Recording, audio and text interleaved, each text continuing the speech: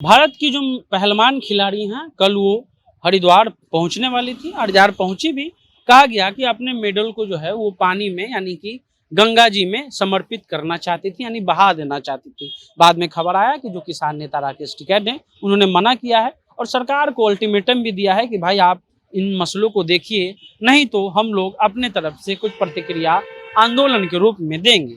अब जो है इंटरनेशनल रेसलिंग बॉडी ने एक तरह से इस मसले पर, यानी जिस प्रकार से पहलवानों की गिरफ्तारी हुई, उस पर उन्होंने कंडेम किया है और कहा है कि भाई देखिए, इंटरनेशनल इंडियन एक्सप्रेस की खबर है, international wrestling body UWW condemns detain of wrestlers, यानी जो हमारे पहलवानों को गिरफ्तार किया गया उस पर वो कंडेम कर रहे हैं। और उसके अलावा वो कहते हैं, उसके अलावा एक पोस्ट आया है, उसमें अलावा उनका कहना है कि 45 दिन के अंदर उनको एक तरह से भारतीय जो कुश्ती संघ है उनको समय दिया गया है कि आप अपना जो है उस कुश्ती संघ के अध्यक्ष का चुनाव करिए, नहीं तो आपको आने वाले जो भी प्रतियोगिता है या जो संघ है उससे आपको बाहर कर दिया जाएगा। ये पहली बार इंटरनेशनल फेडरेशन जो कुश्ती का है उसने एक अच्छा कदम उठाया है, क्योंकि भारत की सरकार और भारत के जो कुछ मीडिया हैं इन रेसलर के पीछे लगे हुए हैं। अलग अलग गलत और फर्जी ट्वीट इनका जो है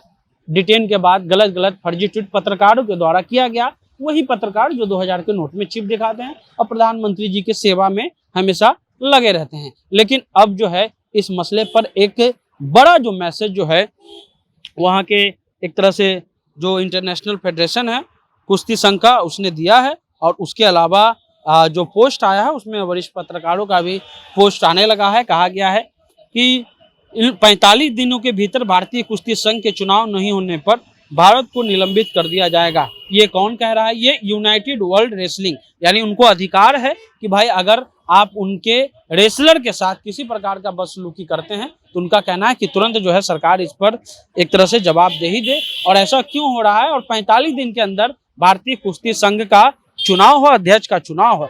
अब दूसरा चीज आइए, यहाँ से आप मणिपुर निकलिए। मणिपुर में भी मीराबाई चानू से लेकर के कई खिलाड़ी जो हैं वहाँ जो दहशत मचा हुआ है और जो वहाँ उग्रवादी, जिसको वहाँ के सीएम ने उग्रवादी और अभी जो सीडीएस गए हैं वहाँ ने कहा कि जातीय संघर्ष, वहाँ पर भी कई खिलाड़ी जो हैं अपना मेडल लौटाने को तैयार हैं। ये क्यों हो रहा है? ये इसलिए हो रहा है कि जब हमारे खिलाड़ियाँ जब बाहर से जीत करके आते हैं, मेडल लेकर के आते हैं, तो देश के प्रधानमंत्री के साथ उनका एक गेट टुगेदर होता है।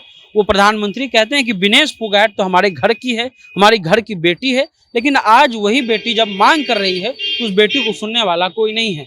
पत्रकार की पूरी लॉबी, जो गोदी मीडिया जिसको कहा जाता है, उसकी पूरी लॉबी जो है लगा दी जाती है उसको बदनाम करने के लिए। लेकिन अब एक तरह से बड़ा और कड़ा संदेश जो है वो इंटरनेशनल फेडरेशन ऑफ जो रेसलर का है उसके तरफ से आया है। तो ये एक बड़ा मैसेज है। उसके अलावा भारत की सरकार को इस मसले पर जो है वो सुनना चाहिए और ये समझना चाहिए कि आखिर ब्रिजभूषण शरण सिंह के लिए इतना कुछ क्यों सह रही है मोदी सरकार। पिछले दिनों ब्रिजभूषण शरण सिंह का बहुत ही सुंदर चेहरा जो है नए संसद भवन से आया, वो जा सकते हैं, लेकिन कम से कम निष्पक्ष जांच करने तक उनको इस पद से क्यों ना हटा दिया जाए और एक जांच कमेटी बना दी जाए ताकि उसका जांच हो। सोचिए कि अगर आप और हम पर कोई यौन शोषण का आरोप लगाता है तो क्या इतना दिन जो है वो टाले रहेगी पुलिस? लेकिन इस मसले को पुलिस अभी तक टाल रही है। लेकिन एक तरह से ये बड़ा और कड़ा मैसेज जो है वो एक तरह से इंटरनेशनल रेसलर फेडरेशन की तरफ से आया है। और दूसरी तरफ मणिपुर में भी जो घटना हो रही है उसको लेकर के भी खिलाड़ियों ने कहा है कि अगर सरकार यहाँ पर शांति बहाल नहीं करती है तो हम भी अपना मेडल जो है वो सरकार को वापस कर देंगे। फिलहाल आप जनता जंक्शन